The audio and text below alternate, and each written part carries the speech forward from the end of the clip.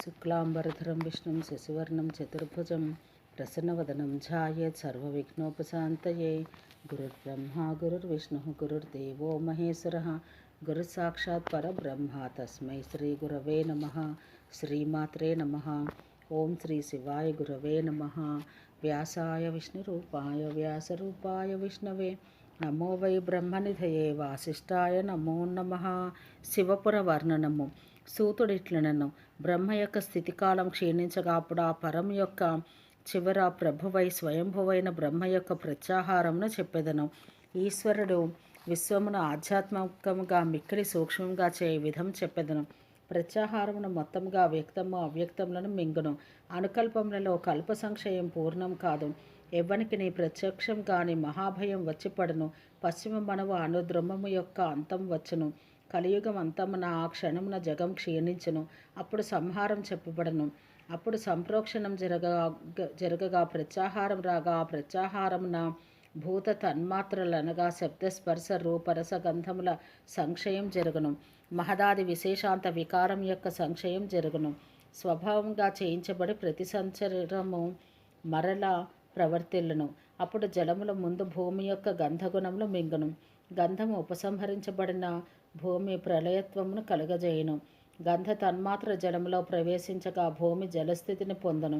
అప్పుడు జలములో ప్రనష్టములై వేగవంతములై మహాధ్వని కలవై ఈ సమస్తము నిండు నిలుచును మరియు మిక్కిలి చరించును. జలముల ఘనమైన ధనము తేజమున లీనమగును. అప్పుడు రస తన్మాత్ర నశించినందున చివరకు జలములు నశించును. తేజముతో సంహరించబడిన జలములు తేజోరూపమునే ధరించును. ఈ విధంగా జలము తేజంతో మింగబడగా తేజం అంతటా వీక్షించును. ఆ తర్వాత అంతటా వ్యాపించిన అగ్నిజ్వాలలతో నింపబడును. ఆ విధంగా అగ్నిజ్వాలలు అడ్డంగాను పైన కింద అంతటను వ్యాపించగా సర్వము తేజోమయమగును. తర్వాత తేజోగుణమై ప్రకాశమైన రూపమును వాయువు మింగును. దీపజ్వాల వాయువులో చల్లార్చబడి లీనమైనట్లు ఆ తేజోరూపం వాయువునందు లీనమగును. ఆ విధంగా రూప తన్మాత్ర వాయువులో నశింపగా రూపం లేనివాడై సూర్యుడు ఉపశమించును. అప్పుడు తేజము వాయువుచే గాఢముగా కంపించి విదిలిపోవును. అప్పుడు లోకము నిరాలోకము కాగా తేజమంతయు వాయువైపోగా వాయువు తన మూలమైన ఆకాశమును పొందును. పైనను కిందను అడ్డముగాను 10 దిశలా మాటిమాటికి విదిలించి వేయును. వాయువు యొక్క గుణమైన స్పర్శ ఆ ఆకాశమును మింగును. అప్పుడు వాయువు ప్రశమించును. ఆకాశం ఆవరించబడక రూపం లేక స్పర్శ లేక గంధం లేక మూర్తిమత్తుగాకయు ఉండును. సర్వమును నాదములచే నింపుచో మిక్కిలి మహత్తయి ప్రకాశించును. అది మండల ఆకాశములు గల ఒక మహారంధ్రము. అది శబ్ద లక్షణమైన ఆకాశము. శబ్దం మాత్రం గల ఆకాశము సర్వము ఆవరించి ఉండును. ఆ శబ్ద గుణమును భూతాది అయిన అహంకారం మింగును. భూతేంద్రియములు ఒక్కమారే భూతాది యందు ఉండగా అభిమానాత్మకమైన ఈ భూతాది తామస అనబడినది. ఈ భూతాదిని కూడా బుద్ధి లక్షణ మహత్తు మింగును. ఆ మహత్తు సంకల్ప నిశ్చయాత్మకమైన ఆత్మగా తెలుసుకొనవలెను. తత్వచింతకులు ఆ భూతాదిని మనస్సు లింగము మహత్తు అక్షరుడు అను పర్యాయవాచకములకు శబ్దములతో చెప్పుదరు. భూతములో పూర్వములలో లీనమైపోగా త్రిగుణ సమస్థితి కేవల తమోమయం కాగా లోక కారణమైన కారణము స్వాత్మయందే ఉండగా అప్పుడు సృష్టి వెనుకకు మరలిపోగా త్రిగుణ సామ్య రూపమైన ప్రకృతిగా ఉండను. అది ఆద్యంతము ఇంద్రియాతీతమై ఎవ్వరికీ ఇంద్రియగోచరం కానందున చెప్పనందువలనను తెలియనందువలనో జ్ఞానులకు కూడా తెలియనందువల్ల రాకపోకలు లేనందునను దాని గ్రహణం అన్నది ఉండదు. సదసదాత్మకమైన ఆ నిత్యమగు కారణముండగా భారంతో గ్రహింపదగిన అనుమానం వలన ఊహించి ఇది చెప్పబడుచున్నది. అది సాత్వికమైన ప్రవృత్తి కారణంతో నిర్దేశించరానిది. ఈ విధంగా అభ్యస్తమైన క్రమం వలన సప్తాదులు ప్రకృతులు సృష్టి యొక్క ఉపసంహారమున పరస్పరముగా ఒండొకటిలో ప్రవేశించను. దాని చేత ఈ ఆవరించబడిన సమస్త భూమండలము లీనమగును. సప్తద్వీప సముద్రముల చివరి వరకు ఉన్నది పర్వతములతో కూడినది జలావరణం అంతయు జ్యోతిస్సులో లీనమగును. తైజసావరణం వాయువున లీనమగును. వాయువు యొక్క ఆవరణము ఆకాశమున లీనమగును. ఆకాశ ఆవరణం భూతాది అయిన మహత్తున లీనమగును. ఆ మహత్తు బుద్ధి లక్షణమైనది. ఆ మహత్తు అవ్యక్తంలోనూ తర్వాత గుణసామ్య రూపమై ప్రకృతిలోనూ లీనమగును. ఇవి సంహార విస్తారములు. తర్వాత మరల బ్రహ్మ అవ్యక్తంలో మరల సృష్టిలో సృజించును. సంహారంలో వికారములను ఉపసంహరించును. జ్ఞానులైన వారు సంహార కార్యములు చేయవారుగా సంసిద్ధులై ఉందరు. క్షేత్రజ్ఞులు ఈ స్థానములలో సంసార భావంన విశేష సంయమగల వహించిన వారిని పొంది ఉపసంహార ప్రళయమున తమ ఇంద్రియాది కరణములకు దూరమగదురు. అవ్యక్తమును క్షేత్రమని అందరు. బ్రహ్మ క్షేత్రజ్ఞుడు అనబడను. సాధర్మ వైధర్మ్యకృతమైన వారు ఇరువురి సంయోగము అనాది మత్తు. ఓ బ్రాహ్మణులారా, ఈ విధంగా క్షేత్రజ్ఞుల సృష్టిల విషయమై తెలుసుకొనవలెను. క్షేత్రజ్ఞానం కంటే వేరువేరుగా బ్రహ్మవేత్తయే తెలియతగినవాడు. క్షేత్రజ్ఞులకు క్రమంగా విషయావిషయత్వంలో చెప్పబడినవి. బ్రహ్మ విషయుడు, క్షేత్రం అవిషయము. క్షేత్రజ్ఞునిచే అధిష్ఠితమైన క్షేత్రం క్షేత్రజ్ఞుని కొరకైనదని చెప్పుదురు. ప్రతి శరీరమునను సుఖదుఖముల అనుభవం ఉండుటచే విజ్ఞాని అయిన వాడు పురుషులు అనేకులని తెలియవలెను. ఈ భేదముల యొక్క సంయమమును ప్రవర్తిల్లినప్పుడు చాలా కాలమునకు స్వభావకారితులందరూ మరలిపోవుదురు. అప్పుడు బ్రహ్మ యొక్క స్థితి రాగము బ్రహ్మలోక నివాసులై సాయుధ్యమును పొందిన వారితో పాటు నివర్తిల్లును. ఆత్మనివాసుల స్థితిలో ఆ రాగము నివర్తిల్లినప్పుడు దాని యందు దోషమును చూచువారును తత్కాల నివాసులు అయిన వారికి భోజ్య భోక్తృత్వ నానత్వం తద్భవర్దర్శులైన వారికి ఆత్మవాద ప్రణాశనమైన వైరాగ్యం పుట్టును. వేరు అను జ్ఞానంచే క్షేత్రజ్ఞులైన వారు తర్వాత లౌకికులై బ్రహ్మను వేరుగా తెలియదురు. వారందరూ ప్రకృతి యందు సాధనంలో చేరిన వారై నానత్వం చూతురు. ప్రశాంతులై దర్శనాత్మకులై శుద్ధులై నిరంజనులై ఆ చేతనాచేతనులందరూ స్వాత్మయందే నిలిచి ఉందరు. అచటనే మోక్షం నందిన వారు మరల భూలోకమునకు రారు. కారణం నిర్గుణులొకటి చేతను ప్రకృతి యొక్క అంత్యమున వ్యతిక్రమం వలన వారు నిరాత్ములు అని ఈ విధంగా బ్రహ్మ యొక్క ప్రాకృత ప్రతిసర్గం చెప్పబడినది. ప్రసంయమమున సర్వభూతముల యొక్క కరణములో భేదించను ఇది కరణములతో పాటు తత్వముల యొక్క సంయమము. బ్రాహ్మణులారా, ఇది ఆవర్తకమైన తత్వ ప్రసంయమము. సూతుడిట్లనను, ధర్మాధర్మములు, తపము, జ్ఞానము, శుభములైన సత్యాసత్యములు, ఊర్ధ్వభావం, అధోభావం, సుఖదుఖములు, ప్రియాప్రియములు, ఇది అంతా ప్రయాతన యొక్క గుణమాత్ర స్వరూపము. నిరింద్రియములు అయిన జ్ఞానుల యొక్క శుభాశుభములు, పుణ్యము, పాపము, ఇది అంతయు ప్రకృతి అందే ఉండను. శరీరధారుల యోన్యవస్థ స్వభావంగానే వీర్యంతో తడపబడను. జంతువుల పాపపుణ్యములు ప్రకృతి యందు ఉండను. ఆ పుణ్యపాపములే అవ్యక్తమున ఉన్న జంతువులు. ఆ దేహమున మరల పుట్టును. వేరొక దేహం నందైనను అట్లే పుట్టును. ధర్మాధర్మములను రెండు ప్రాణుల యొక్క గుణమాత్రాత్మకములు. ఆ జంతువులచే తమ కరణముల చేత శరీర భావమున మిక్కిలి వృద్ధి చెందును. క్షేత్రజ్ఞాధిష్ఠితములైన గుణములు సుచేతనములై లీనమగను.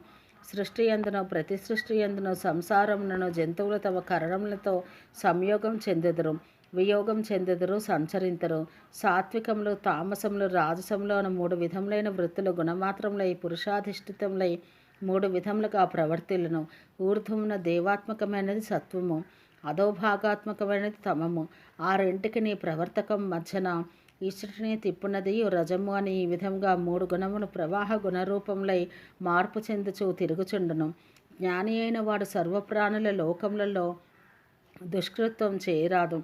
మానవులు అజ్ఞాన విశ్వాస ప్రారంభులై ఆరంభింతురు. ఈ మూడు గతులు శుభములని పాపాత్మకములని చెప్పబడినవి.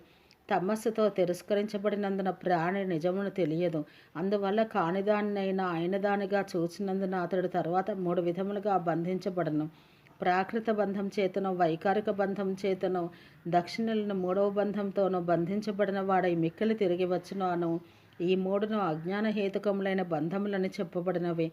అనిత్యం నందును నిత్యము అనుజ్ఞానము, దుఃఖం వలన సుఖమును చూచుట, తాను కాని తానియందు తాను అను జ్ఞానము, అపవిత్రం నందు పవిత్ర జ్ఞానము, ఇవి ఉన్నవారు విరుద్ధ జ్ఞానులైనందున మనోదోషం కలవారు, జ్ఞానదోషం కలవారు, రాగద్వేషంలో లేమి జ్ఞానం కలవారు అనబడను.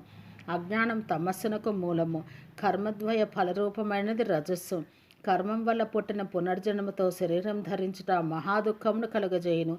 చెవుల వల్ల కలిగినది, నేత్రముల వల్ల కలిగినది, చర్మేంద్రియం వలన, జిహ్వేంద్రియం వలన, ఘ్రాణేంద్రియం వలన కలిగినది, ఈ విధంగా పంచేంద్రియముల వల్ల కలిగిన కర్మల వల్ల కలిగినది పునర్జన్మ కారకమై దుఃఖమై ఉండును. కోరికలతో కూడినవాడు బాలుడు. తన కర్మఫలములచే జీవుడు తైలపాకం వలె అచటనే తిరుగును. కావున నిష్ప్రయోజనులకు స్థూలమైన అజ్ఞానం ఉపదేశించబడను. అందులో ఒకరిని సుశక్తునిగా నిశ్చయించి జ్ఞానమునికై యత్నించవలను. జ్ఞానం వలన సర్వమును జయించును. త్యాగం వలన బుద్ధి విరాగం చెందును. వైరాగ్యం వల్ల పరిశుద్ధుడగను. పరిశుద్ధుడు సత్వంతో మోక్షం నందును. ఆ తర్వాత భూతాపహారి అయిన రాగం చెప్పెదను. రాగము అవసాత్మునకు వశంనందు ఉంచుకున్న వానికి విషయమగును. కావుననే వాడు సంగమునకు సన్నద్ధుడగును. అనిష్టమైన సంగము ప్రీతిని తాప విషయము తినిపించును. దుఃఖం కలుగుటచే తాపమును సుఖస్మరణం కలుగజేయును అని ఈ విషయములకు సంబంధించిన రాగము సంభూతికి కారణము. ఇది బ్రహ్మాది స్థావరాంతమైన ఆది భౌతిక సంసారమున అజ్ఞానపూర్వకంగా జరుగును. కావున అజ్ఞానాన్ని వదిలివేయవలను. ఋషిప్రోక్తమైనది ప్రమాణం కానివాడు, అట్లే శిష్టాచారం ప్రమాణం కానివాడు, వర్ణాశ్రమములకు విరోధి అయినవాడు శిష్టశాస్త్రములకు విరోధి అగును. ఈ మార్గం పైకి పోవున్నది కాదు, పశుపక్షాదులలో జనించుటకు కారణమగును. తిర్యగ్యోని గతమునకు కారణం నిర్వచించబడును. 6 విధములైన తిర్యగ్యోని స్థానముల యాతన అనేక విధములు. కారణములను విషయములను అన్ని విధముల ప్రతిఘాతముండను. ఆ మొత్తం అనైశ్వర్యం ప్రతిఘాతాత్మకమగును అని ఈ విధంగా భూతాదుల తామసీ వృత్తి 4 విధములు. సత్వ ప్రదర్శనం వలన చిత్తము సత్వస్థ మాత్రకమైనట్లే తత్వదర్శనం వలన తత్వముల యొక్క తత్వమును పొందును. సత్వ క్షేత్రజ్ఞుల నానాత్మ జ్ఞానార్థ దర్శనమగును. నానాత్వ దర్శనం జ్ఞానం. జ్ఞానం వలన యోగం చెప్పబడును. ఆ నానా జ్ఞానం చే బద్ధునకు బంధము, ఆ నానా జ్ఞానం చే ముక్తునకు మోక్షము కలుగును. సంసారం మరలిపోగా ముక్తుడు లింగంతోనూ ముక్తుడగును. సంబంధం లేనివాడు అచైతన్యుడు. అతడు స్వాత్మయందే ఉండును. స్వాత్మయందున్న వాడైనను విరూపమును దానితో చిత్రించబడును అనున్నది సంగ్రహంగా జ్ఞాన మోక్షముల లక్షణముగా చెప్పబడినది. తత్వదర్శులైన వారిచే ఆ మోక్షం కూడా 3 విధములుగా చెప్పబడినది. జ్ఞానం చేత సంసార వియోగం మొదటిది, రాగం నశించడం వలన కలిగినది రెండవది, లింగం లేనందువలన కైవల్యము, ఆ కైవల్యం వలన నిరంజనము జ్యోతిర్భావము కలుగును. నడుపు లేనివాడు శుద్ధుడు, అటు నుండి మరొక చోటు లేనందున కొనిపోవాడు ఉండడు. తృష్టాక్షయము వలన కలిగిన సంసార మోక్షం మూడవది. ఈ విధంగా మోక్ష కారణం వ్యాఖ్యానించబడినది. ఇష్ట శబ్దాదులచే లక్షణముగా చెప్పబడే ఎదురుదెబ్బ లేని మోక్షమునకు నిమిత్తముగా ప్రాకృతములైన ఈ 8 రూపంలో వరుసగా ఉన్నవి. గుణమాత్రాత్మకములైన అవి క్షేత్రజ్ఞులకు జీవులందు జోడించబడను. ఇక మందు దోషదర్శనం వలన వైరాగ్యం చెప్పెదను. దివ్యమైనది మానుషమైనది అయిన పంచలక్షణమైన విషయంన ప్రద్వేషం కానీ గాఢసంగం కానీ లేకుండాట చేయతగినది. తాపము, ప్రీతి, దుఃఖము వీరిని వర్ణించవలను. ఈ విధంగా వైరాగ్యం నందు ఉండి శరీరం ధరించిన మానవుడు నిర్మముడు. మమకారము ఇది నాది అను భావము కావలను. దుఃఖము అనిత్యమనియు అశివమనియు చింతించి విశుద్ధమైన కార్యం చేయవాడు చక్కగా మోక్షం పొందును. పరిపక్వమైన కషాయము కలవాడు సమస్త దోషములు చూడగలడు. తర్వాత మరణకాలమున నిమిత్తకములైన దోషముల చేత శరీరమున ప్రకుపితమైన అగ్ని తీవ్ర వాయువుచే ప్రేరేపించబడినదై శరీరమును ఆశ్రయించి సమస్త దోషములను బంధించును. ప్రాణస్థానములను భేదించును. మర్మములను ఛేదిస్తూ దాటి శైత్యం వల్ల ప్రకుపితమైన వాయువు తరువాత ఊర్ధ్వమునకు వ్యాపించును. ఆ వాయువు సర్వభూతముల యొక్క ప్రాణస్థానములలో నిలుచును. సంగ్రహంగా జ్ఞానం కొంచెంచుకుపోగా కర్మలు కూడా చుట్టుకుని ఉండగా, సంగ్రహంగా జ్ఞానం కొంచెంచుకుని పోగా కర్మలు కూడా చుట్టుకుని ఉండగా, పురాకృతములైన తన కర్మలచే ఆ జీవుడు తన స్థానమున నిలకడ తప్పిన వాడగును. అతడు శరీరంలోని అష్టాంగములలో ప్రాణ వ్యాపారములు వదిలివేయును. తర్వాత శరీరమును వదిలిపెట్టచు ప్రాణి ఊపిరి లేని వాడగును. ఈ విధంగా ప్రాణములతో వదిలిపెట్టబడిన వాడు మృతుడు అనబడను. ఈ లోకమును అటు ఇటు తీసుకొని పోబడు మినుగుడు పొడుగు ఆకాశంలో ఎగురుతూ కాంతితో ప్రకాశించు రంజనం రంజింపచేయున్నది. ఆకాశమును కాంతివంతం చేయనది అగునట్లే దాన్ని చంపినప్పుడు ఆ రంజనం ఇటు అటు కొనిపోవాడు కానీ ఉండడు. కోరికలు నశించుట అని 3వ మోక్ష లక్షణం వ్యాఖ్యానించబడినది. ఓం సహనావవతు సహనౌ భునత్తు సహ వీర్యం కరవావహై తేజస్వినావధీతమస్తు మా విద్విషావహై. ఓం శాంతి శాంతి శాంతి.